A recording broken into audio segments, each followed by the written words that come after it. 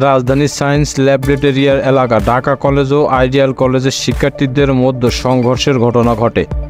এতে আহত 18 জন Dhaka medical college হাসপাতালে চিকিৎসা নিয়েছে।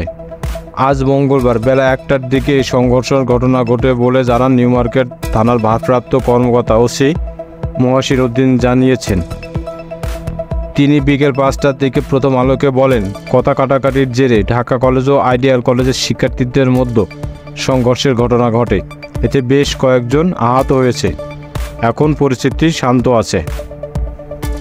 ঢাকা মেডিকেল কলেজ হাসপাতালের সূত্র জানায়, সংঘর্ষের আহতদের শরীরে লাঠি ও ইটের আঘাতের চিহ্ন দেখা গেছে। তাদের মধ্যে গুরুতর আহত কেউ নাই। ঢাকা কলেজের শিক্ষার্থীদের বদিউজ্জামান বদল প্রথম আলোকে বলেন, আজ সকালে ঢাকা কলেজের একাদশ শ্রেণীর শিক্ষার্থীদের নবীনবরণ অনুষ্ঠান ছিল। সেখানে আইডিয়াল কলেজের কয়েকজন শিক্ষার্থী এসেছিলেন। সেখানে কথা কাটাকাটির জেরে আইডিয়াল কলেজের শিক্ষার্থীদের সামান্য মারধর করা হয়। বিষয়টি ঘটনাস্থলে মীমাংসা করা হয়, কিন্তু আইডিয়াল কলেজের শিক্ষার্থীরা সেটা মেনে নেননি। পরে তারা সায়েন্স ল্যাবরেটরিয়ার মোড় এলাকা এসে জড়ো হন। তারপর ঢাকা কলেজে হামলার চেষ্টা করেন। এতে দুই পক্ষের মধ্যে পাল্টাপাল্টি ধাওয়া সংঘর্ষের ঘটনা ঘটে। এতে তাদের অনেকে আহত হন।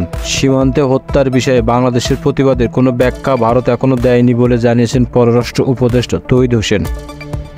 আজ মঙ্গলবার 10 সেপ্টেম্বর বিকালে এক ব্রিফিংয়ে একথা জানান তিনি।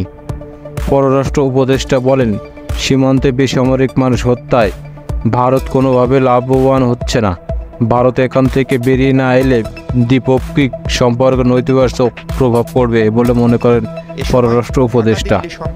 সীমান্তে হত্যার ঘটনা ঢাকা শক্ত প্রতিবাদ জানানো অব্যাহত রাখবে বলে জানান তিনি। তৌহিদ হোসেন পাকিস্তান প্রসঙ্গে বলেন, ঢাকা করাচি সরাসরি ফ্লাইট চালু করতে চায় পাকিস্তান। বাণিজ্যিকভাবে সফল হলে ফ্লাইট চালু হতে পারে, তবে আগে বিমানের সঙ্গে আলোচনা করতে হবে। সম্প্রতি পররাষ্ট্র উপদেষ্টা তৌহিদ হোসেনের সঙ্গে পাকিস্তানের হাই কমিশনার সাক্ষাৎ হয়েছে। সম্পর্ক ভালো করতে চায় দুই দেশ, এমনটাই জানান তিনি।